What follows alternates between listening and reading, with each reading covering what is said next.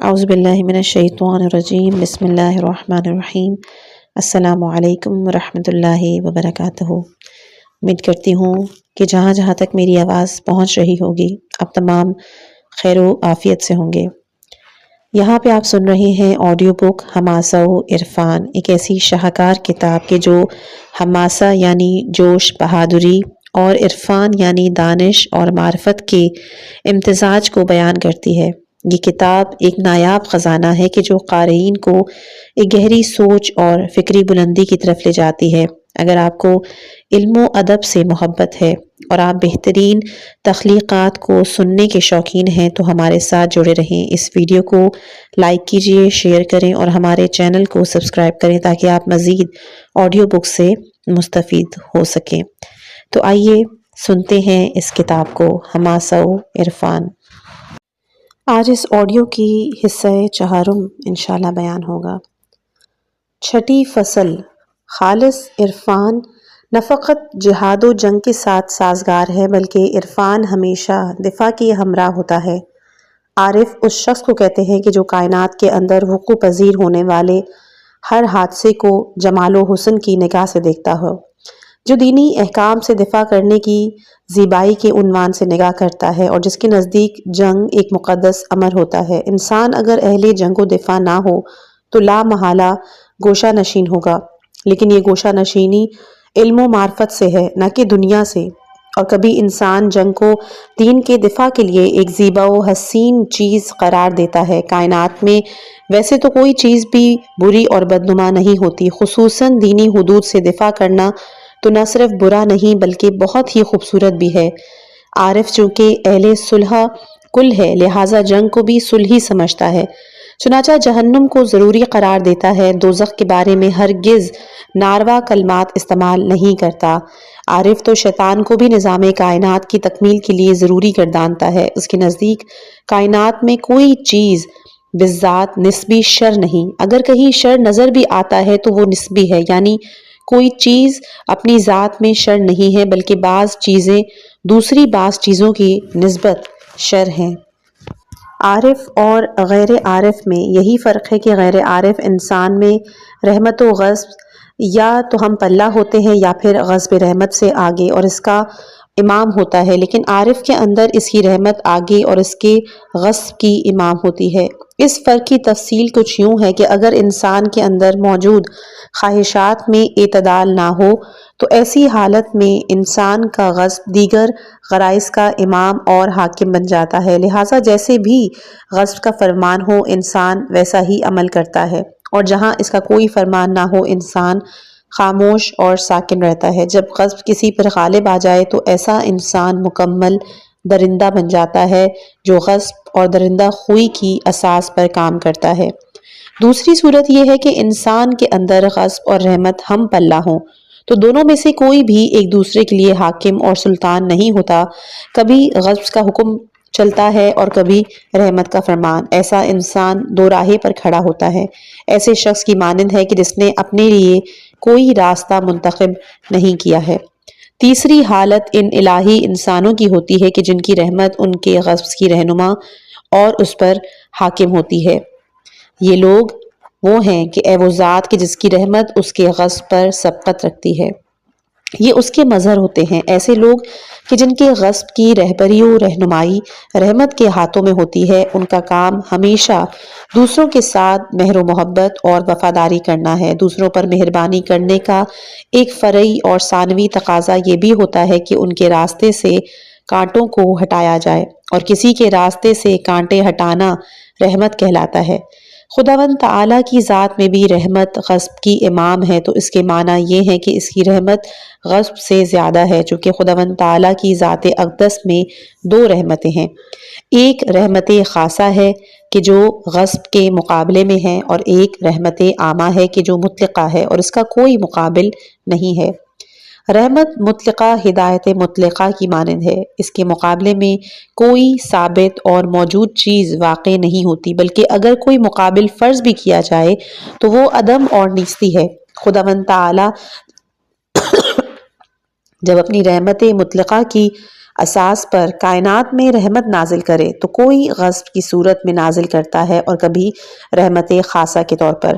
یہ رحمت کے تقاضے پر موقوف ہے کہ کس شکل میں رحمت نازل ہوتی ہے، چونکہ کبھی رحمت کا تقاضا مہربانی، وفاداری اور نرمی ہے، جبکہ کبھی اسی رحمت کا تقاضا بے مہری، جنگ اور دفاع ہے۔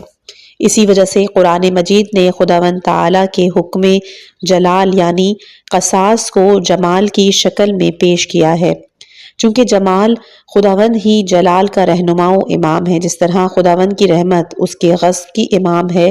قرآن مجید کا فرمان ہے کہ اگر تم نے قصاص کے حکم پر عمل کیا تو اس سے معاشرے اور اجتماع کی حیات محفوظ ہو جائے گی، جیسے کہ بیان ہے کہ اے صاحبان عقل، قصاص کے اندر تمہاری حیات ہے۔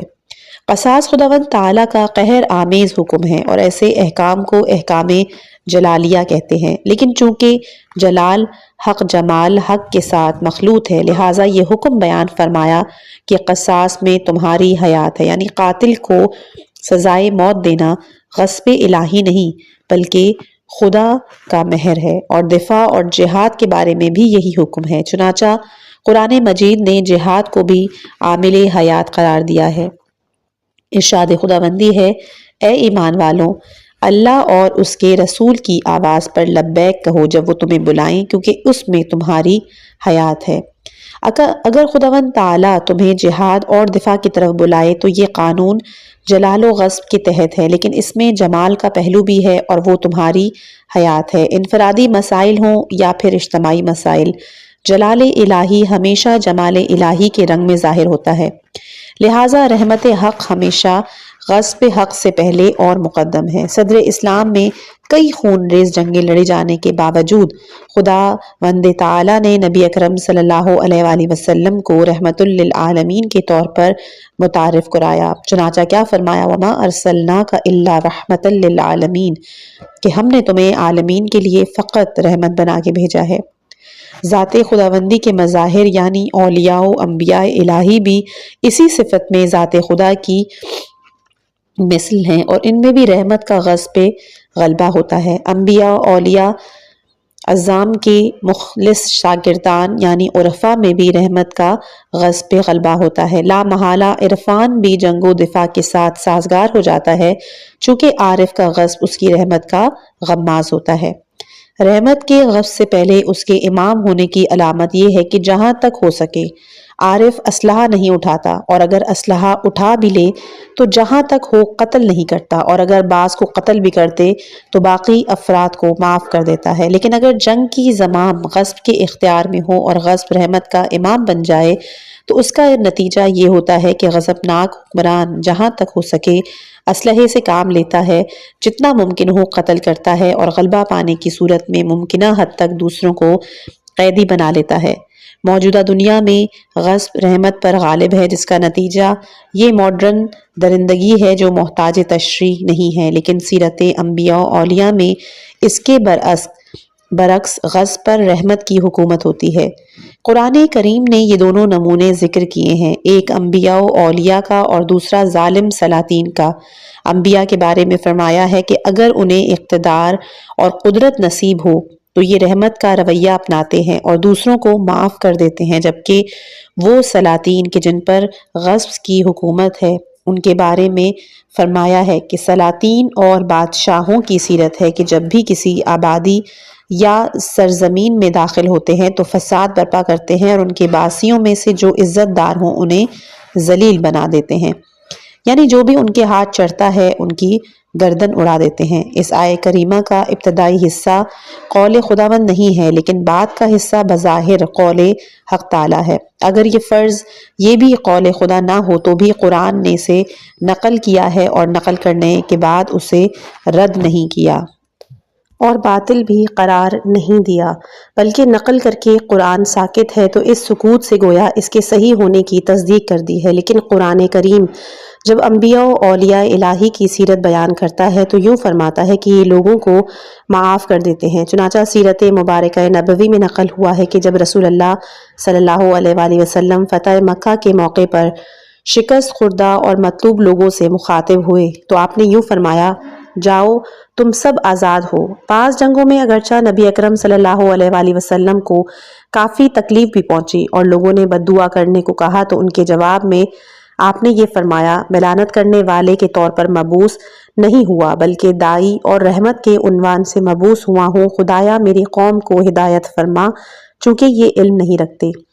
دنیا میں آپ نبی رحمت و پیغمبر صلح کے نام سے جانے جاتے ہیں۔ اس کی وجہ یہ نہیں کہ آپ اہل جنگ و جہاد نہیں تھے یا حکومت اور سیاست سے آپ کو کوئی سروکار نہیں تھا، بلکہ یہ اس وجہ سے ہے کہ آپ کی رحمت آپ کے غضب کی امام و رہبر تھی اور آپ کے غضب پر رحمت کا رنگ چڑھا ہوا تھا۔ اصولی طور پر یہ تو ممکن ہی نہیں کہ ایک انسان پیغمبر خدا ہو اور حکومت تشکیل نہ دے، چونکہ معاشرہ انبیاء کا محتاج ہے، تو اس کی وجہ یہی ہے کہ معاشرے کو قانون کی ضرورت ہے۔ نبوت کی ضرورت پر عقلی دلیل بھی یہی ہے کہ انسانی معاشرے کو قانون کی ضرورت ہے، یہ خود مفاد پرست انسان نہیں بنا سکتا، لہٰذا ذات خداوندی قانون بنائے۔ چنانچہ امام صادق علیہ السلام سے جب پوچھا گیا کہ انسان کو نبوت کی ضرورت کیوں ہے تو آپ نے جواب میں فرمایا، لوگوں کی تدبیر خدا کے ہاتھ میں ہے جبکہ تمام افراد کی خدا تک دسترس نہیں ہے، لہٰذا خدا اور خلق کے درمیان ایک رابطے کی ضرورت ہے اور وہ پیغمبر ہے۔ یہ وہی برہان ہے کہ جو متکلمین اور فلاسفہ نبی کی ضرورت پر پیش کرتے ہیں، اور معلوم ہوا کہ برہان انہوں نے اہل بیت علیہم السلام سے حاصل کی ہے، جسے امام صادق علیہ السلام نے حکمت الہیہ کی وساطت سے تدوین اور بیان فرمایا۔ اس بیان کی روشنی میں انسانی معاشرے کو انبیاء کی ضرورت قانون اور اس کے نفاذ کی خاطر ہے، اور اسی کو حکومت کہتے ہیں، چونکہ اگر قانون نافذ نہ ہو تو ہرج و مرج پیش آتا ہے۔ اگر قانون نافذ کیا جائے تو اس کے لیے حکومت کی ضرورت ہے، بلکہ یہ ممکن ہی نہیں کہ بغیر حکومت کے قانون نافذ کیا جا سکے، چونکہ حدود، قصاص، تعزیرات وغیرہ جیسے قوانین کے لیے سیاست اور قدرت کی ضرورت ہے، لہٰذا حکومت کے بغیر پیغمبری ممکن نہیں ہے، بلکہ ہر پیغمبر کا بنیادی پیغام ہی حکومت ہوتا ہے۔ البتہ بعض پیغمبر ایک مختصر مدت میں حکومت تشکیل دے لیتے ہیں اور بعض ایک طویل مدت کے بعد اس میں کامیاب ہوتے ہیں، ورنہ ایسا نبی جو فقط وعظ اور نصیحت کرنے پر اکتفا کرے، ایسے پیغمبر کی ضرورت پر نہ کوئی عقلی دلیل ہے اور نہ ہی کوئی شرعی دلیل۔ البتہ یہ ممکن ہے کہ ایک نبی جو حکومت کی تشکیل پر مامور ہو، اس کے زمانے میں اس کے تابع ایک اور نبی بھی ہو جس کی ذمہ داری حکومت بنانا نہ ہو اور اس نے جدا حکومت نہ بنائی ہو۔ بہرحال انبیاء چونکہ غضب پر رحمت کی سبقت کا سب سے اعلیٰ نمونہ ہیں، لہٰذا ہمیشہ ان کی سیرت میں عفو و رحمت قہر و غضب پر مقدم ہے۔ اسی امر کی بنیاد قرار دے کر بعض لوگ کہنے لگتے ہیں کہ انبیاء اہل صلح تھے نہ کہ اہل جنگ۔ ان باتوں کا ایک بڑا حصہ محض پروپیگنڈا ہے، اس غلط اصول کی تبلیغ ہے کہ جس میں کہا گیا ہے کہ دین سیاست سے جدا ہے، ایسے ہی وہ نعرہ بھی ہے کہ جس میں دعویٰ کیا گیا ہے کہ مسیحیت کا سیاست سے کوئی تعلق نہیں، کلیسا حکومت کے در پہ نہیں ہے۔ یہ سب غلط تبلیغات ہیں۔ حقیقی مسیحت کے لیے انجیل اور حضرت عیسیٰ علیہ السلام کے پیغام کو دیکھنا چاہیے، لیکن یہ نقطہ ذہن میں رہے کہ ہمیں سیرت انبیاء سے آشنائی کے لیے استعماری مراکز کی طرف رجوع نہیں کرنا۔ حضرت مسیح علیہ السلام کا پیغام سننے کے لیے ہرگز اس کلیسا کی طرف رجوع نہ کیا جائے کہ جو دنیا پر قابض قوتوں کے کنٹرول میں ہے۔ انقلاب اسلامی کے قابل فخر دور میں ساری دنیا نے دیکھا کہ استعمار نے ایک مسیحت کے رہبروں میں سے ایک شخص کو امام خمینی کے پاس بھیجا تاکہ آپ شاہ کو معاف کر دیں، اور دوسری مرتبہ اسی عیسائی اسقف کو لبنان روانہ کیا گیا تاکہ وہاں سے یرغمالی آزاد کروائے۔ اس سے صاف معلوم ہو جاتا ہے کہ کلیسا امریکہ کے اختیار میں ہے۔ ہمیں مسیحیت، انجیل اور حضرت عیسیٰ علیہ السلام کی پہچان کے لیے ویٹیکن جانے کی ضرورت نہیں، اسی طرح انجیل محرف کی طرف رجوع کرنے کی ضرورت بھی نہیں۔ یہ احبار اور علماء سو کھل کر مغرب کی شوم سیاست کے آلائے کار بنے ہوئے ہیں، جن کا کام یہ ہے کہ اپنے آقاؤں کے لیے جاسوسی کریں۔ یہ جو اپنے کام کا معاوضہ امریکہ سے لیتے ہیں ہرگز حضرت عیسیٰ کے وارث نہیں ہو سکتے۔ اگر ہم انجیل کو سمجھنا چاہتے ہیں، حضرت مسیح کا پیغام سننا چاہتے ہیں، دین مسیحیت کو درک کرنا چاہتے ہیں، تو اس کا بہترین اور واحد منبع قرآن مجید ہے۔ تحریف شدہ انجیل میں کوئی ایسی بات نہیں ہے جو ہمیں مطمئن کر سکے۔ اس کتاب میں انبیاء عظام کی طرف معاذ اللہ بہت سے گناہ منسوب کیے گئے ہیں۔ یہ لوگ انبیاء کی معرفت سے عاجز ہیں۔ معرفت انبیاء کا راستہ فقط قرآن کریم ہے، بلکہ اگر قرآن نہ ہوتا تو نہ مسیحیت باقی ہوتی نہ یہودیت، چونکہ وہ مسیحیت و یہودیت یا تحریف شدہ انجیل و توریت کے جو آج روئے زمین پر موجود ہے، ان میں ایسا دین نہیں پیش کیا گیا جسے عقل قبول کر لے اور علم جس کی تصدیق کر سکے۔ ایسا دین کہ جو انبیاء کی طرف گناہ منسوب کرتا ہے اور معاذ اللہ خدا کے ساتھ یعقوب علیہ السلام کی کشتی لڑاتا ہے، وہ باقی رہنے کے قابل نہیں ہے۔ قرآن نے آ کر مسیحیت کو زندہ کیا ہے اور انجیل کو آبرو دی ہے، یہودیت کو زندہ کیا ہے اور توریت کو عزت عطا کی ہے، انبیاء علیہ السلام کے سلسلہ جلیلہ کو عصمت کے ساتھ متصف کیا، انہیں پاک و منزہ انسان کے طور پر متعارف کروایا، بلکہ تمام آسمانی ادیان کو قرآن نے زندہ کیا ہے۔ لہٰذا اگر قرآن نہ ہوتا تو روئے زمین پر کوئی دین بھی موجود نہ ہوتا۔ اسی وجہ سے کہا گیا ہے کہ مسیحیت اور انجیل کی شناخت کے لیے ہمیں ملاحظہ کرنا چاہیے کہ قرآن کریم نے اس کے بارے میں کیا فرمایا ہے۔ قرآن مجید نے حضرت عیسیٰ علیہ السلام کے بارے میں فرمایا کہ حضرت عیسیٰ علیہ السلام نے حضرت موسیٰ علیہ السلام اور دیگر تمام انبیاؤں کی تصدیق کی ہے۔ حضرت موسیٰ کی زندگی میں نمایاں ترین عنصر حکومت کی تشکیل اور ایک طویل مدت تک آل فرعون کے ساتھ نبرد و جنگ کرنا۔ جب حضرت عیسیٰ علیہ السلام نے جناب کلیم کی سنت و سیرت کی تصدیق کی ہے تو اس کے معنی یہ ہے کہ آل فرعون کے ساتھ جنگ کرنا حق ہے اور طویل جنگ کی سختیاں جھیلنا بھی حق ہے۔ اس سے بھی بڑھ کر قرآن کریم میں ایک سورہ مبارکہ ہے کہ جس کا نام سورہ صف ہے۔ حقیقت میں یہ سورہ جنگ ہے، چونکہ اس کی آغاز اور انجام میں جنگ کا ذکر ہے اور اس کے وسط میں بھی جنگ کی ترغیب ہے۔ اس کا آغاز یوں ہوتا ہے کہ وہ لوگ جو خدا کی راہ میں سیسا پلائی ہوئی دیوار بن کر جہاد کرتے ہیں، خدا انہیں پسند کرتا ہے۔ اور اس سورے کے اواخر میں کیا ہے؟ وہ یہ ہے کہ اے ایمان والوں، خدا کے مددگار بنو، جیسا کہ عیسیٰ ابن مریم نے اپنے حواریوں سے کہا کہ کون ہے جو اللہ کی خاطر میرا مددگار ہو؟ حواریوں نے جواب دیا، ہم اللہ کے مددگار ہیں۔ پس بنی اسرائیل کا ایک گروہ تو ایمان لے آیا جبکہ دوسرا گروہ کافر ہو گیا، جس کے بعد ہم نے ایمان والوں کی ان کے دشمنوں کے خلاف مدد کی سو وہ غالب ہو گئے۔ چنانچہ اس آیہ کریمہ میں خداوند تعالیٰ نے ہمیں بھی یہ حکم دیا ہے کہ عیسیٰ کے شاگردوں اور حواریوں کی مانند ہو۔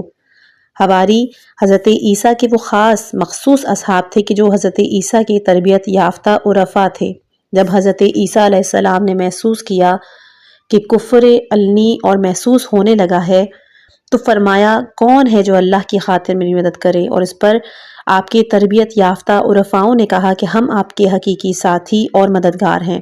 خداوند تعالیٰ کا فرمان ہے کہ اس دوران کچھ مسلمان اور کچھ کافر ہو گئے اور ان کے درمیان جنگ چھڑ گئی۔ چنانچہ حواری اور انصار کے جو ایمان لائے تھے وہ خدا کی مدد سے اپنے دشمنوں پہ غالب آ گئے۔ قرآن کریم میں ایک اور مقام پر ارشاد ہے کہ جب عیسیٰ نے ان کی طرف سے کفر کا احساس کیا تو کہا، اللہ کی خاطر میرا مددگار کون ہے؟ اور اس پر حواریوں نے جواب دیا، ہم خدا کے مددگار ہیں، ہم اللہ پر ایمان رکھتے ہیں، ہم مسلمان اور تسلیم ہونے والے ہیں۔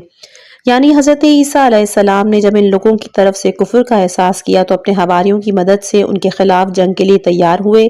سورہ صف کے وسط میں بھی تجارت الہی کے بارے میں بیان آیا ہے۔ چنانچہ ارشاد ربی ہے، اے ایمان والو، کیا تم چاہتے ہو کہ تمہیں ایک ایسی تجارت کی طرف رہنمائی کروں جو تمہیں عذاب الہی سے بچا لے؟ وہ یہ ہے کہ تم اللہ اور اس کے رسول پر ایمان لے آؤ اور اللہ کی راہ میں اپنے مال و نفس کے ذریعے جہاد کرو۔ اگر تمہیں آگاہی ہو تو یہ تمہارے لیے سب سے بہتر ہے۔ اس آیت میں خداوند تعالیٰ کا فرمان ہے کہ اللہ کی راہ میں جہاد کرنا سب سے زیادہ سود مند تجارت ہے۔ اس سورہ مبارکہ سے بخوبی معلوم ہوتا ہے کہ حضرت عیسیٰ علیہ السلام جھکنے والے نہیں تھے، لیکن یہی مسیحیت کہ جو حضرت کلیم اللہ کی انتھک جہاد کی تصدیق اور تائید کرتی ہے اور خود بھی اہل نبرد ہے۔ جب محرفین انجیل کے ہاتھ چڑھتی ہے تو اس میں دین و سیاست میں جدائی کا منحوس نغمہ الاپتا ہے، جیسے کبھی کلیسا میں رہنے کے بہانے حکومت سے دوری کی بات کرتے ہیں، کبھی دشمنوں کی پوشیدہ غلامی کرتے ہیں۔ پس مسیحیت کی شناخت فقط قرآن کریم کے ذریعے ممکن ہے، اور قرآن یہ تسلیم نہیں کرتا کہ حضرت مسیح کا جنگ سے کوئی واسطہ نہیں تھا، بلکہ مذکورہ برہان عقلی اور شاہد نقلی سے یہ ثابت ہو جاتا ہے کہ حضرت عیسیٰ بھی بس عارف کی رحمت کہ اس کے غضب پر غالب ہونے کے معنی یہ نہیں کہ عارف میں غضب نہیں ہوتا، چونکہ جو شخص اہل غضب و قہر نہ ہو وہ ہرگز پیغام خدا لوگوں تک نہیں پہنچا سکتا۔ جو لوگ یہ کہتے ہیں کہ دین سیاست سے جدا ہے یا عرفان و شجاعت یکجا جمع نہیں ہو سکتے یا اچھے انسانوں کو جنگ سے کوئی سروکار نہیں ہونا چاہیے، انہوں نے فقط رحمت کے پہلو کو تھام رکھا ہے اور غضب کو اس رحمت کا پیروکار نہیں مانتے۔ لہٰذا یہ کہا جاتا ہے کہ ذکر خدا قتال فی سبیل اللہ سے بہتر ہے۔ ایسی باتوں کی اگر کوئی توجیہ ممکن ہو تو توجیہ کرنی چاہیے، جیسا کہ عرفانی کتب میں ان باتوں کی تعویل کے فراوان شواہد موجود ہے، ورنہ ایسی باتیں ہرگز قابل قبول نہیں ہیں۔ امام حسین علیہ السلام کی دعائے عرفہ سراسر عرفان ہے۔ روز عاشور اور شب عاشور کی دعائیں بھی محض عرفان ہیں۔ شب عاشور کی مہلت نماز و دعا کے لیے لینا بھی عرفان ہے۔ امام حسین علیہ السلام نے شب عاشور فرمایا کہ ان سے آج رات کی مہلت لے لو کہ ہم نماز پڑھنا اور دعا کرنا چاہتے ہیں۔ خدا جانتا ہے کہ مجھے نماز پسند ہے اور کثرت سے دعا اور استغفار کرنا۔ عارف ہمیشہ نماز کا محب ہوتا ہے، اس کی آنکھیں نماز، دعا، ذکر و مناجات سے ٹھنڈی ہوتی ہیں۔ امام حسین علیہ السلام اور آپ کے تمام باوفا ساتھی ایسے ہی تھے۔ ان کی مناجات کی آواز شہد کی مکھیوں کی بنبناہٹ کی طرح تھی۔ رکوع و سجود ان کے خالص عرفان کی علامت اور رچ پڑھنا ان کے حماسہ و شجاعت کی دلیل ہے۔ عرفان و شجاعت کی سازگاری کا یہ ایک بہترین نمونہ ہے۔ لہٰذا ہمیں دنیا سے کنارہ کشی اور خلق خدا سے دوری میں فرق کرنا چاہیے، چونکہ وہ گوشہ نشینی جو مقدس ہے وہ دنیا سے ہے، نہ کہ خلق خدا سے۔ امیر المومنین علیہ السلام کے لیے معاشرے کی امامت و رہبری سے دور رہنا اسی بنا پر دشوار تھا۔ چنانچہ آپ فرماتے ہیں کہ میں نے صبر کیا حالانکہ میری آنکھوں میں تنکا اور حلق میں ہڈی پھنسی ہوئی ہے اور میں اپنی میراث کو لٹتے دیکھ رہا ہوں۔ حضرت فرماتے ہیں کہ میں نے آنکھ میں اٹکے ہوئے تنکے اور حلق میں پھنسی ہوئی اس ہڈی کی دشواری اور سختی پر صبر کیا، کیونکہ میرے لیے کوئی اور چارہ ہی نہیں تھا۔ میرے لیے جنگ کرنا ممکن نہ تھا، چونکہ میں دین کو زندہ رکھنا چاہتا تھا۔ میں صرف قتل ہو جانا کوئی کمال نہیں۔ علی علیہ السلام کے بارے میں کوئی تصور بھی نہیں کر سکتا کہ آپ موت سے ڈرتے تھے۔ اس کے باوجود وہ فرماتے ہیں کہ مجھے ایسی حالت میں لا کھڑا کیا گیا کہ میرے ارد گرد فقط میرے اہل بیت اور نزدیک کے چند دوست رہ گئے تھے، چنانچہ میں نے ان کے قتل ہونے میں بخل سے کام لیا اور قتل نہیں ہونے دیا، چونکہ اگر میں انہیں میدان میں اتارتا تو یہ اور زیادہ سب مار دیے جاتے اور اس شہادت کا کوئی اثر بھی نہ ہوتا۔ لہٰذا میں نے صبر کیا تاکہ ان کا خون اور زیادہ پھلے پھولے اور پھر راہ خدا میں بہایا جائے۔ یہ اس شخص کی باتیں ہیں کہ جس کے نزدیک دنیا ہر چیز سے زیادہ پست ہے، جس کے نزدیک دنیا بکری کی چھینک کی مانند ہے۔ حضرت گویا یہ فرما رہے ہیں کہ خون دینے کا کوئی موقع ہوتا ہے، دین زندہ کرنے اور لوگوں کو بیدار کرنے کے لیے خون دیا جاتا ہے۔ ابھی اگر مدینے میں یہ لوگ ہمیں قتل کر دیں تو اس کا نتیجہ یہ ہوگا، قاتل ہمیں قتل کر کے سیاہ لباس پہن لیں گے اور ہماری مجلس سوگ میں ماتم کرنے بھی بیٹھ جائیں گے، اور اس طرح یہ خون پامال ہو جائے گا۔ اسی لیے میں نے اس موقع پر بخل کی اور کہا کہ ابھی خون بہانے کا وقت نہیں آیا ہے۔ بعد میں جب وقت آیا اور امام حسین علیہ السلام کی باری آئی تو وہ بخل سخاوت میں تبدیل ہو گیا۔ اب جو بھی دامن میں تھا پیش کر کے دامن جھاڑ دیا، چونکہ اب خون دینا مؤثر تھا۔ عارف انسان کی ہمیشہ یہ کوشش ہوتی ہے کہ اپنے پیغام لوگوں تک پہنچائے اور لوگوں کی آگاہ و بیدار کرے، یعنی خود بھی خدا کی طرف جائے اور دوسروں کو بھی لے جائے۔ عارف کا کام فقط جانا نہیں بلکہ لے جانا بھی ہے۔ حضرت عیسیٰ علیہ السلام نے بھی یہی فرمایا تھا کہ میں خدا کی طرف جا رہا ہوں، کون ہے جو میرے ہمراہ اللہ کی طرف جائے، اور یہ پہلے ہی بیان فرمایا کہ مقصد اللہ ہے۔ حضرت امام حسین علیہ السلام نے بھی یہی کام کیا اور اس کا نتیجہ بھی نکلا۔ آپ کی اس قربانی کے نتیجے میں پورا عالم بیدار ہو گیا۔ کربلا کے ثمرات میں سے ایک نمونہ ایران کا اسلامی انقلاب ہے کہ جو امام خمینی کی قیادت میں کامیاب ہوا۔ 7ویں فصل، عارف اور غیر عارف کے غضب میں فرق ہے۔ عارف کی روح نہ فقط شجاعت اور نبرد کے ساتھ سازگار ہوتی ہے بلکہ حماسہ و شجاعت کو معرفت کا رنگ بھی عطا کرتی ہے۔ اہل معرفت کبھی بھی باطل کے سامنے جھکتے نہیں اور ہرگز ظلم و ستم کے مقابلے میں خاموش نہیں بیٹھتے۔ عرفان کا سب سے نمایاں مصداق انبیاء اولیاء الہی ہیں، جیسا کہ حماسہ و شجاعت کا نمونہ بھی انہی ہستیوں کی سیرت ہے۔ گزشتہ فصل میں یہ بیان ہوا ہے کہ عارف اور غیر عارف کے درمیان فرق ہے۔ غیر عارف میں غصب رحمت کا امام ہوتا ہے، جبکہ عارف میں رحمت غصب کی رہبر ہوتی ہے، یعنی عارف غصب کے بغیر نہیں ہوتا۔ دوم عارف اپنے غصب میں اعتدال برقرار رکھتا ہے اور سوم غصب کو بیجا استعمال نہیں کرتا، جبکہ غیر عارف انسان میں اگر غصب ہوتا ہے لیکن اس میں اعتدال نہیں ہوتا، یہی وجہ ہے کہ ہمیشہ اسے بیجا استعمال کرتا ہے۔ غیر عارف انسان کا غصب ہمیشہ تہمت، جھوٹ، بہتان، غیبت، تکفیر وغیرہ کی شکل میں ظاہر ہوتا ہے۔ وہ دل انسان میں بھی غصب ہوتا ہے، لیکن اس کا یہ غصب ہمیشہ غیبت، تہمت اور دوسروں کی تکفیر کی صورت میں سامنے آتا ہے۔ یہ تو ناممکن ہے کہ کسی انسان میں غصب نہ ہو، لیکن بعض اوقات رحمت اور عقل کی اقتدا نہ کرنے کی وجہ سے اپنے مقام سے بھٹک جاتا ہے۔ اہل معرفت کا غصب فقط دین خدا کو زندہ رکھنے کے لیے ہوتا ہے، لہٰذا وہ کبھی بھی اپنے ذاتی مسائل کی خاطر غضبناک نہیں ہوتے، ذاتی مسائل میں درگزر کرتے ہیں، لیکن دین کے معاملے میں ہرگز تسلیم نہیں ہوتے۔ اس کے برعکس جو اہل معرفت نہیں ہیں وہ اپنے ذاتی مسائل کی خاطر غصے میں آ جاتے ہیں۔ بعض اوقات یہ غصب ان کے اندر پنہان رہتا ہے اور بہت ہی خفیہ شکلوں میں سامنے آتا ہے۔ یہ جو بعض مواقع پر دیکھنے میں آتا ہے کہ بزدل انسان کے جو رجعت پسند ہیں، مختلف لوگوں کو تکفیر کرنے، فاسق و فاجر قرار دینے، تہمت بازی میں مشغول رہتے ہیں، یہ در حقیقت ان کے غصب کا اظہار ہے جو ان کی شکلوں میں ظاہر ہوتا ہے۔ اس حالت میں ان افراد کا غصب مردانہ طور پر سامنے نہیں آتا، بلکہ بزدلانہ انداز میں زیر لب اور بین السطور میں ظاہر ہوتا ہے، جبکہ اہل معرفت مردانہ انداز میں اپنا غصب میدان نبرد میں ظاہر کرتے ہیں۔ وہ سارا غصہ دین کے دشمنوں پر نکالتے ہیں اور اپنے دل کے اندر ہرگز دوستوں کی بابت خفیہ غصب چھپا کر نہیں رکھتے۔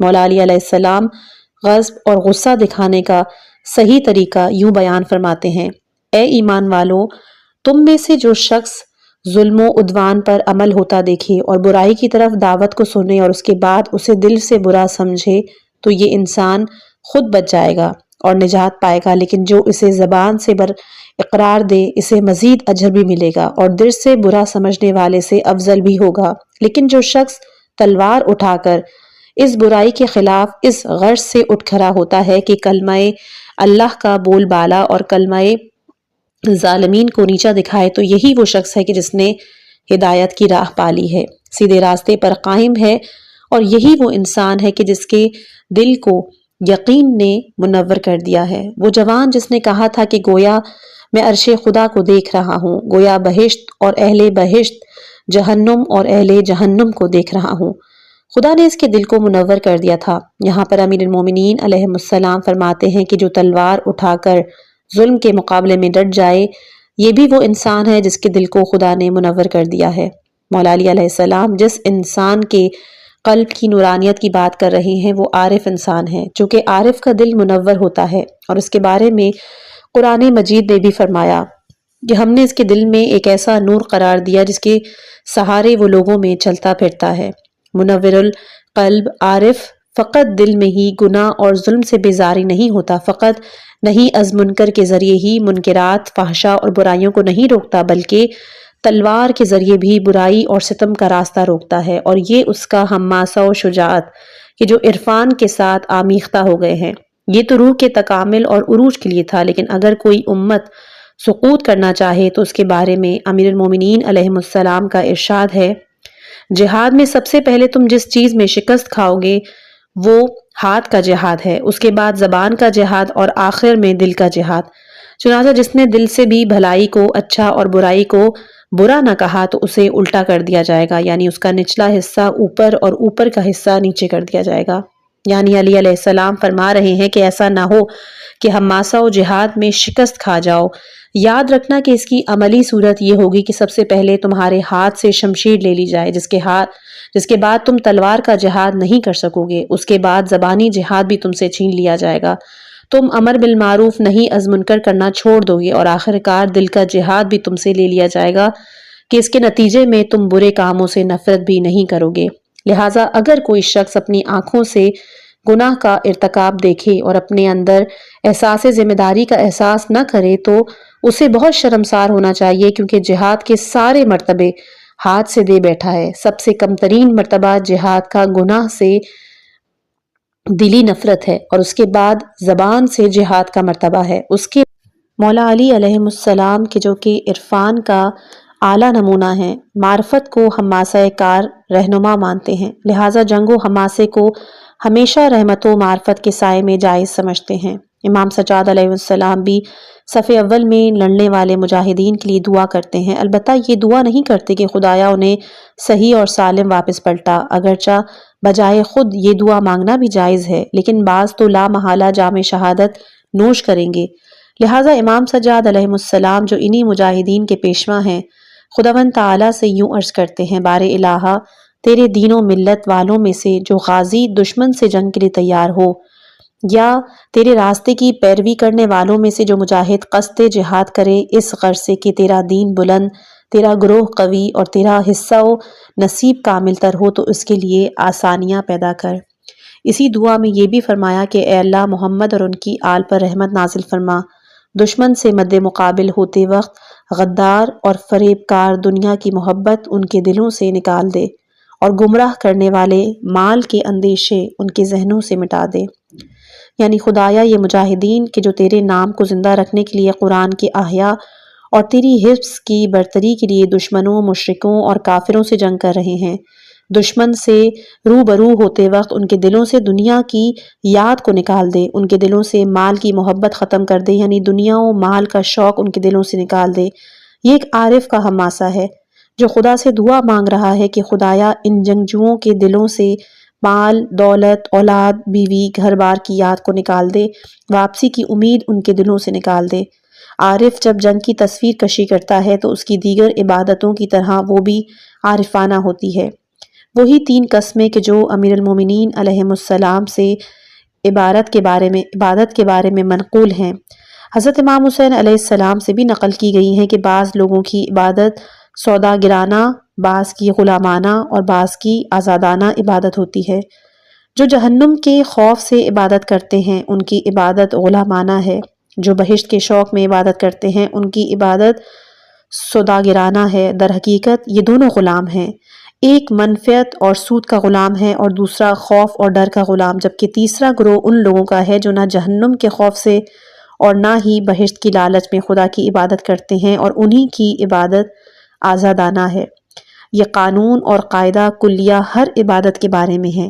جنگ بہترین عبادت میں سے ہے، جنگ کا باعث غضب ہے۔ انسان اگر زاہد و عابد ہو تو اپنے غصے اور غضب کو حق کی راہ میں صرف کرتا ہے۔ اسلامی جمہوریہ ایران میں 8 سالہ دفاع کے دوران متعدد افراد ایسے تھے جو جنگ و نبرد کے مخالف تھے، البتہ ان میں بھی غصہ اور غضب موجود تھا، لیکن اس غصے کو صدام کے خلاف استعمال کرنے کے بجائے مختلف لوگوں کی تکفیر اور غیبت و تہمت میں صرف کرتے تھے۔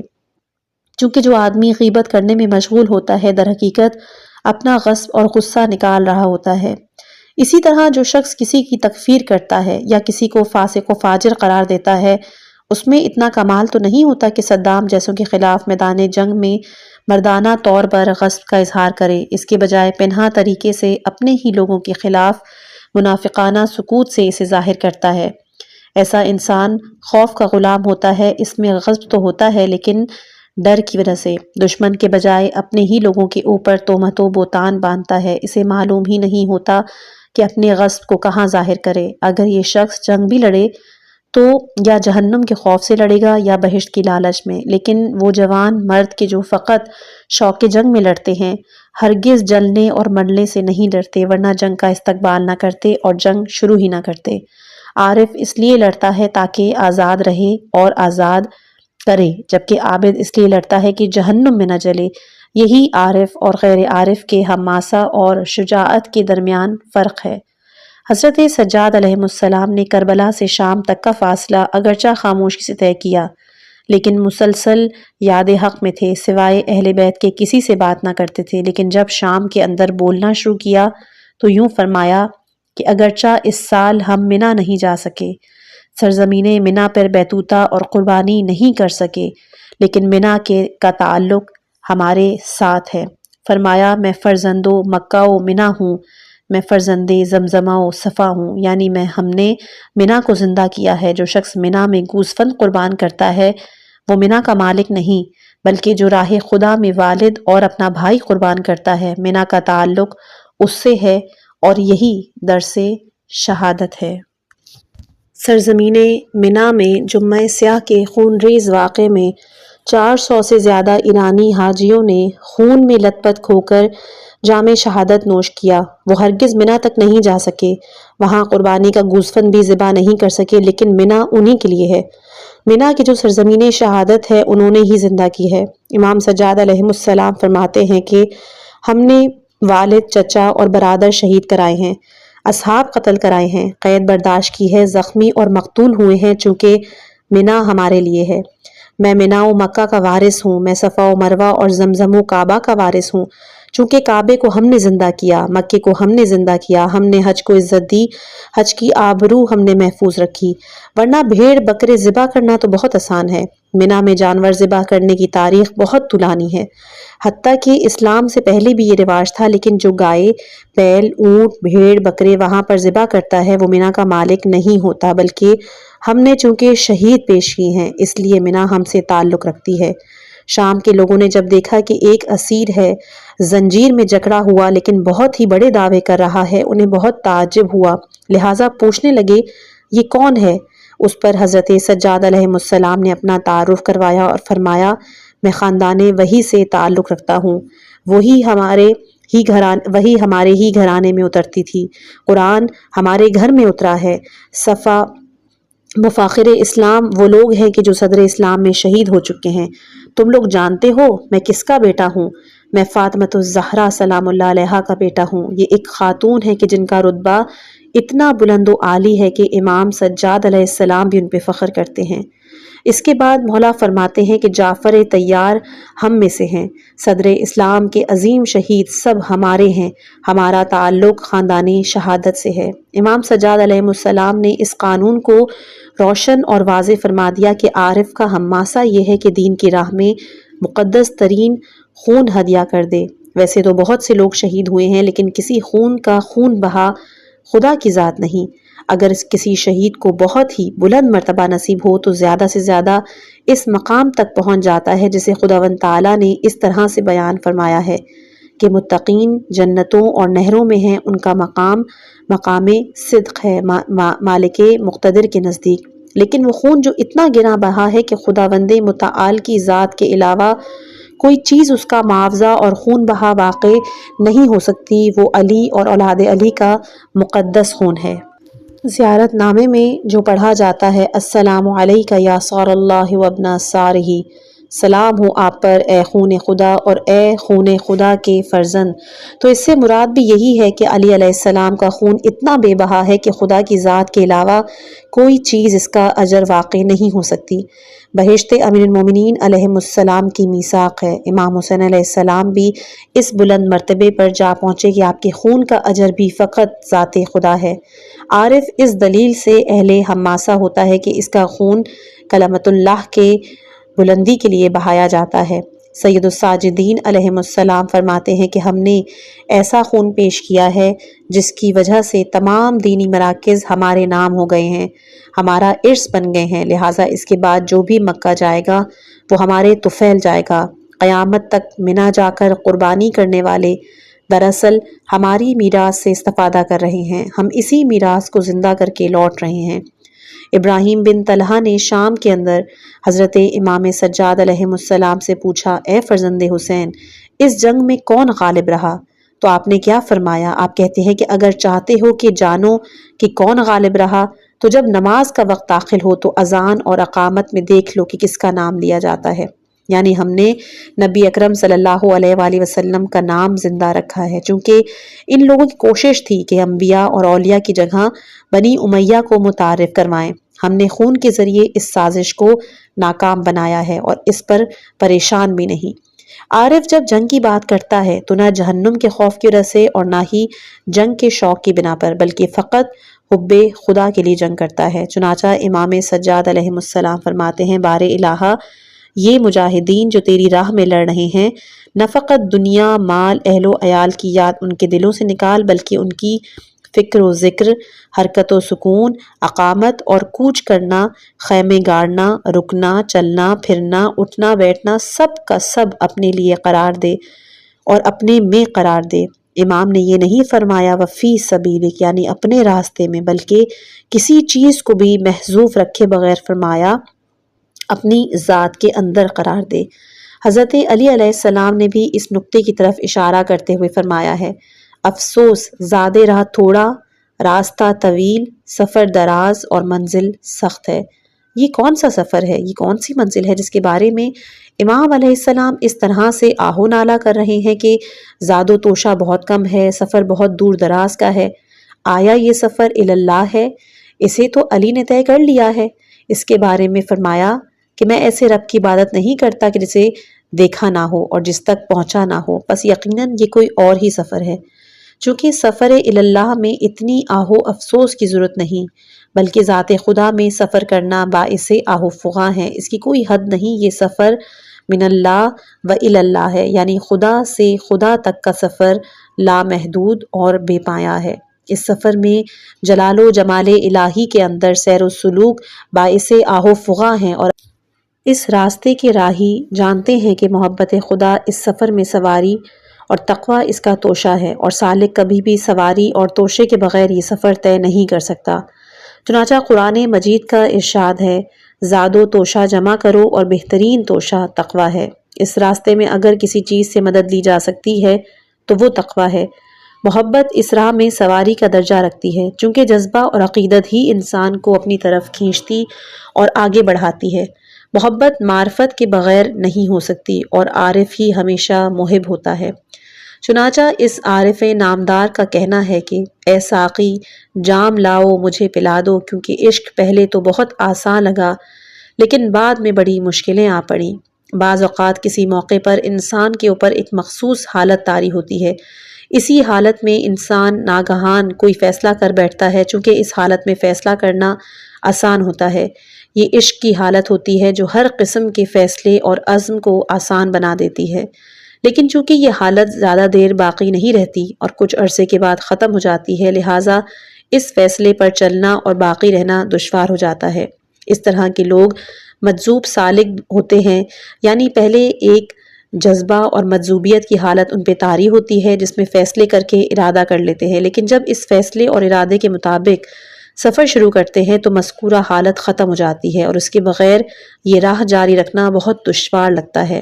اسی کو کہتے ہیں عشق آسان نمود اول ولی افتاد، یعنی پہلے تو عشق نے بہت آسان دکھایا لیکن بعد میں مشکلات آ پڑیں۔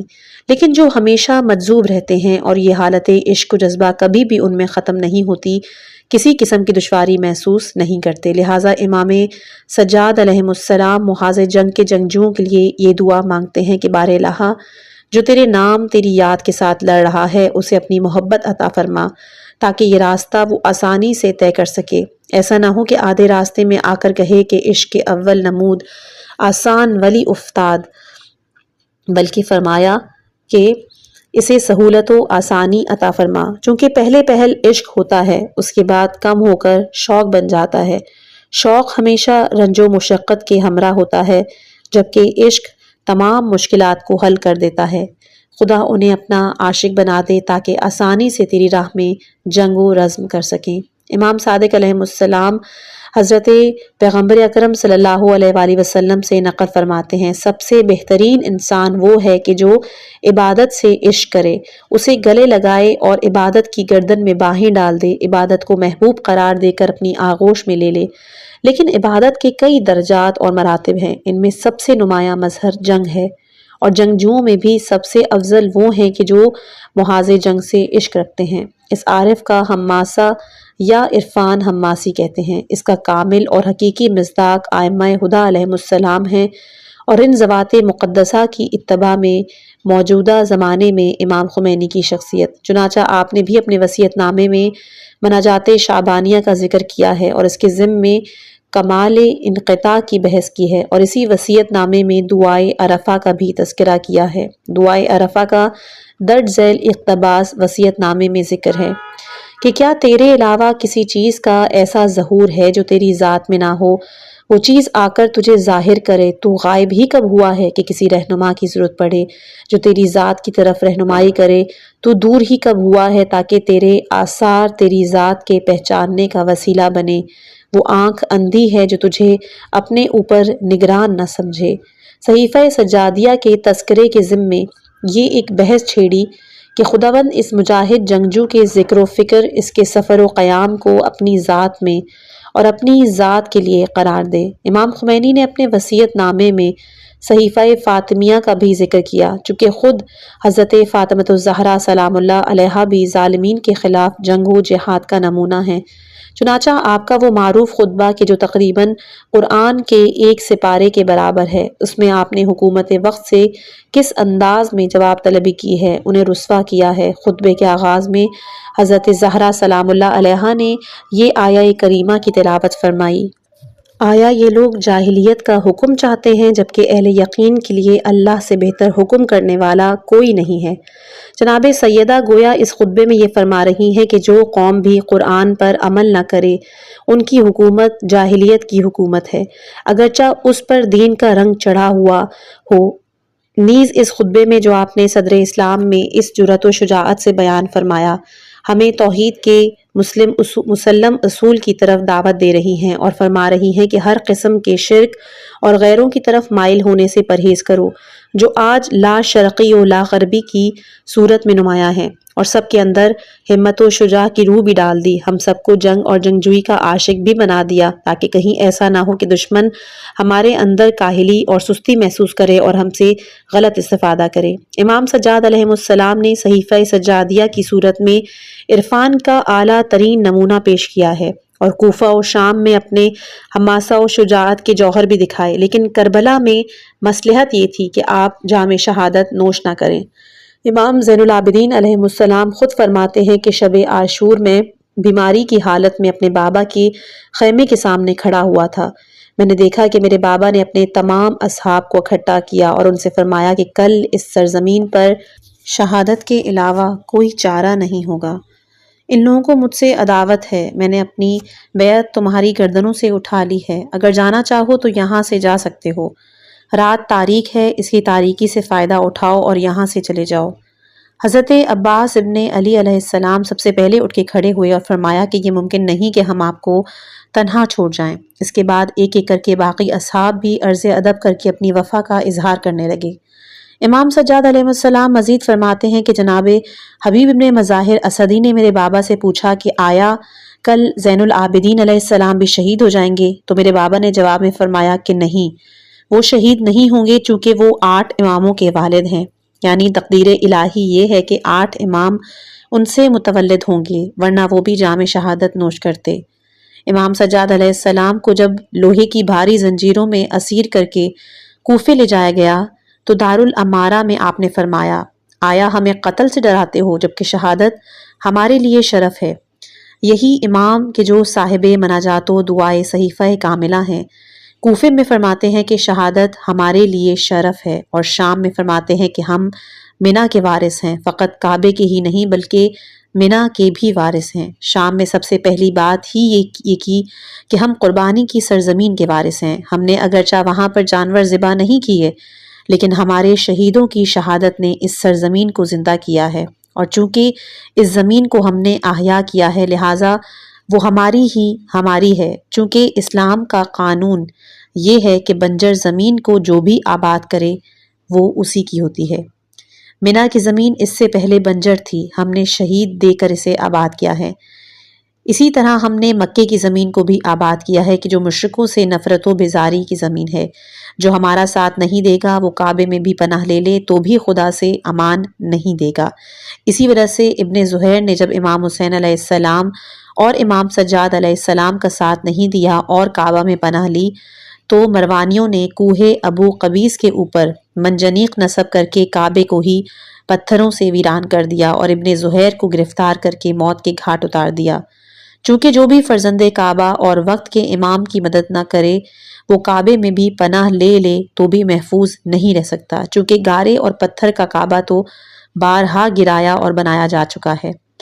ابرہہ نے جب قبلے کو ویران کرنے کی کوشش کی تو خدا نے اسے یہ مہلت ہرگز نہ دی، لیکن مروانی قبلے کو ختم نہیں کرنا چاہتے تھے بلکہ ابن زبیر کو گرفتار کرنا چاہتے تھے، لہٰذا خدا نے انہیں اتنی مہلت دے دی کہ کعبے کو ویران کر کے ابن زہیر کو گرفتار کر لیں اور بعد میں اسے دوبارہ تعمیر کر دیں۔ امام زین العابدین علیہ السلام فرماتے ہیں کہ ہم نے کعبے کو آباد کیا ہے، لہٰذا جو ہماری مدد چھوڑ کر کعبے میں جا کر پناہ لے وہ محفوظ نہیں ہے۔ غرض یہ کہ یہ ساری سرزمین ہم نے آباد کی، چونکہ ہم نے آباد کی ہے تو ہم ہی اس کے وارث ہیں، ان سے جو تاثیر لینا چاہتا ہے اسے چاہیے ہمارے ذریعے سے لے۔ خلاصہ کلام یہ کہ عارف آزاد ہونے اور آزاد کرنے کے لیے جنگ لڑتا ہے، وہ کبھی بھی غنائم جنگی کی بات نہیں کرتا، اس کی فکر میں بھی نہیں ہوتا کہ جنگ کے بعد غنائم جنگ تقسیم ہوں گے، بلکہ اس کی سب سے بڑی غنیمت اس کی آزادی ہوتی ہے، چونکہ اہل معرفت لڑتے ہی فقط آزادی کے لیے ہیں، نہ فقط لوگوں سے آزادی بلکہ دنیا سے آزادی کے لیے بھی لڑتے ہیں۔ وہ جنگجو جس کے لیے امام سجاد دعا کرتے ہیں کہ وہ جب محاذ سے واپس آتا ہے اسی دعا کا مضمون غنیمت کے طور پر ساتھ لاتا ہے، یعنی واپس آ کر دنیا کی فکر میں نہیں ہوتا۔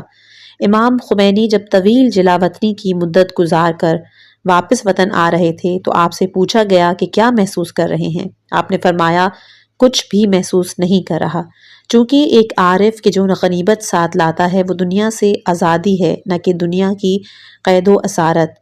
بس عارف جنگ بھی کرتا ہے، جنگ کو اہمیت بھی دیتا ہے، اس کا مال غنیمت حریت ہوتا ہے۔ غیر عارف آدمی بھی جنگ لڑتا ہے، زاہد و عابد بھی جنگ کرتے ہیں لیکن دیگر مقاصد کے لیے، کہ بزدل لوگ بھی مومنین کے ساتھ لڑتے ہیں لیکن بیچارے اس سے بے خبر ہیں کہ یہ جنگ دین کے چاہنے والوں اور ایمان کے وارثوں کے خلاف لڑ رہے ہیں، اور اس کی وجہ یہ ہے کہ سارے انسانوں کی مانند بزدل آدمی میں بھی غصب ہوتا ہے۔ اللہ تعالیٰ نے ہر انسان کے اندر جذب و دفاع کی قوت رکھی ہے، بزدل آدمی کے اندر بھی یہ قوت موجود ہے، لیکن بزدل ہمیشہ دین کے دشمنوں سے ڈرتا ہے اور اپنا غضب و غصہ دین کے ماننے والوں کے خلاف ظاہر کرتا ہے، لہٰذا شاید ہی کوئی بزدل ہو کہ جس نے انقلاب اسلامی اور دین کے خلاف کوئی تہمت نہ لگائی ہو۔ یہ جو بعض لوگ جنگ اور مجاہدین کے خلاف باتیں بناتے ہیں، ان کی غیبت کرتے ہیں، ان پر بیجا تہمتیں لگاتے ہیں، ان کا نفسیاتی عامل ان کا خوف ہی تھا، چونکہ جو کچھ کرتے تھے سب غضب کے آثار ہیں، لیکن یہ بیچارے سمجھتے نہیں اور سوچتے نہیں کہ اپنا غضب کس کے خلاف ظاہر کر رہے ہیں۔ غیبت کرنے والے، تہمت لگانے والے، تکفیر کرنے والے، بزدل سب کے سب قرآن و عرفان کے خلاف جنگ کر رہے ہیں اور گمان کرتے ہیں کہ میدان جنگ سے باہر ہیں، لیکن یہ ان کا گمان باطل ہے، چونکہ وہ دشمنوں کے مقابلے میں میدان سے باہر ہیں لیکن دوستوں کے مقابلے میں باقاعدہ مشغول جنگ و نبرد ہیں۔ غیبت کرنے والا اور تہمت لگانے والا باقاعدہ حالت جنگ میں ہے۔ مولا علی علیہ السلام فرماتے ہیں عاجز انسان کی جد و جہد غیبت ہے، البتہ یہ ایک نفسانی جنگ ہے کہ جو دوستوں کے خلاف لڑی جاتی ہے۔ امام سجاد علیہ السلام فرماتے ہیں کہ میں ایک ایسے مقام پر فائز ہوں کہ اگر روئے زمین پر موجود تمام انسان کافر ہو جائیں یا طبی یا اعتقادی موت مر جائیں تو بھی مجھے کسی قسم کی تنہائی کا احساس نہیں ہوگا، یعنی اگر مشرق و مغرب کے درمیان رہنے والے سب ختم ہو جائیں تو مجھے کسی قسم کی وحشت و تنہائی محسوس نہیں ہوگی، کیونکہ قرآن میرے ہمراہ ہے۔ امام سجاد علیہ السلام جب آیہ مالک یوم الدین کی قرأت کرتے تو اسے اتنا تکرار کرتے حتیٰ کہ قریب الموت ہو جاتے، اور دوسری طرف زین العابدین علیہ السلام ہی ایسی شخصیت ہیں کہ تمام اہل دنیا کے ساتھ جنگ کر کے بھی وحشت زدہ نہیں ہوتے۔ آپ کی یہ شجاعانہ روح وہی ہے کہ جس نے صحیفہ سجادیہ کی سراپا عرفانی دعائیں بھی طلب کی ہیں۔ عارف کی دعا حماسہ و جنگ کو بھی عرفانی رنگ عطا کر دیتی ہے۔ چنانچہ جب امام چہارم کو کوفے کے اندر دارالامارہ میں موت کی دھمکی دی جاتی ہے تو آپ فرماتے ہیں کہ شہادت ہمارا شرف ہے۔ ابن زیاد کو مخاطب ہو کے فرماتے ہیں کہ اگر میرے قتل پر سنجیدہ ہو تو پھر اس قافلے کے لیے ایک محرم تلاش کرو، چونکہ میرے علاوہ اب ان کا محرم کوئی نہیں ہے اور بغیر محرم کی یہ سفر طے نہیں ہو سکتا۔ شام میں حضرت زینب کبریٰ سلام اللہ علیہا نے یزید ملعون کے دربار میں سب کے سامنے شجاعانہ طور پر خطاب کیا۔ اسی دربار میں بنو امیہ کے ترجمان کی باتوں کے جواب میں امام سجاد علیہ السلام نے کیا فرمایا؟ اے بولنے والے، تو نے مخلوق کی خوشنودی کے خاطر خالق کی ناراضگی مول لی ہے۔ یہ کوئی معمولی بات نہیں ہے کہ ایک انسان متعدد شہید دینے کے بعد کئی منزلوں تک اسیر رہے، ہاتھ پاؤں زنجیروں میں جکڑے ہوں، گلے میں طوق ہو، اسے اپنے عزیزوں کے ہمراہ لوگوں کے سامنے تماشا بنایا جائے، دروازہ شام پر کافی دیر تک ٹھہرایا جائے اور اس کے بعد مجمع عام میں لا کھڑا کیا جائے۔ یہ ساری سختیاں جھیلنے کے بعد جب وہ دیکھے کہ ممبر پر چڑھ کر کوئی شخص علی ابن ابی طالب علیہ السلام کو ناسزا کہہ رہا ہے، اسی حالت میں یہ اسیر پکار اٹھے کہ اے خطیب، تو نے اپنی اس بات سے مخلوق کی خوشنودی کے لیے خدا کا غضب خرید لیا ہے۔ یہ شجاعانہ روح کا کرشمہ ہے۔ ایسا کام کون سی قدرت اور طاقت سے ممکن ہوا ہے؟ آج تو اسلامی حکومت چھوٹی چھوٹی ٹکڑیوں میں بٹی ہوئی ہے۔ اس کے برخلاف اس زمانے میں تمام اسلامی ممالک ایک مرکزی حکومت کے تحت تھے، یعنی موجودہ فرانس سے لے کر ایشیا کے بڑے علاقے تک سب یزید کی حکومت تھی۔ اس کے باوجود امام علیہ السلام نے اس قسم کے حاکم کے سامنے آواز اٹھائی، شجاعت و حماسے کا مظاہرہ کیا۔ یہ حماسہ دکھانے والا وہی انسان ہے کہ جو صاحب دعا و مناجات ہے۔ اسی سے روح شجاعت روح دعا و مناجات کے ساتھ اکٹھی ہو گئی۔ اس کے بعد امام علیہ السلام نے فرمایا کہ اب مجھے بھی ان لکڑی کے تختوں پر جانے کی اجازت دو تاکہ ایسی بات کروں کہ جس سے میرا خدا راضی ہو جائے۔ آپ نے ممبر نہیں کہا بلکہ لکڑی کے تختے کہا۔ پہلے تو یزید نے اجازت نہیں دی، لیکن جب دیکھا کہ رائے عامہ خلاف ہو رہی ہے تو فوراً آپ کو بولنے کی اجازت دی گئی۔ امام زین العابدین علیہ السلام لکڑی کے انہی تختوں پر چڑھے اور ایسا حماسی خطاب کیا کہ جس سے شامیوں کے آنسو نکل آئے۔ آپ نے ایک خطبے کے ذریعے شام کی سیاسی فضا کو یکسر تبدیل کر دیا۔ شامیوں نے یزید اور اس کے حکومت کی کامیابی کا جشن برپا کیا ہوا تھا، خوشیاں منا رہے تھے، لیکن آپ کے ایک خطبے نے ان کی خوشیوں کو عزا میں تبدیل کر دیا۔ ان کے آنسو جاری ہو گئے اور در حقیقت یہ آپ کی حماسی روح کا اثر تھا۔ امام سجاد علیہ السلام پورے واقعہ کربلا میں موجود تھے۔ یہی وجہ ہے کہ شب نہم اور شب عاشور کے ناقابل فراموش حوادث و واقعات آپ کو معلوم تھے۔ ہر شہید سے آپ کو ایک خاص انس حاصل تھا۔ آپ نے سب کچھ نزدیک سے اپنی آنکھوں سے دیکھا۔ آپ اپنے والد بزرگوار کے باقاعدہ مشیر اور مورد اعتماد تھے۔ اسی وجہ سے امام حسین علیہ السلام نے تمام اسرار امامت آپ کو سونپے، لیکن بنی امیہ کی ظالم حکومت سے مخفی رکھنے کے لیے نہ کہ مبادا انہیں حضرت سجاد کی امامت اور حجت خدا ہونے کا علم ہو جائے۔ آپ نے سب کو حکم دیا کہ اپنے شرعی احکام اور مسائل حضرت زینب کبریٰ سلام اللہ علیہا سے پوچھیں، اور فرمایا کہ راستے میں زین العابدین علیہ السلام سے سوال نہ پوچھنا کہ مبادا وہ آپ کے علم کی طرف متوجہ ہو جائیں۔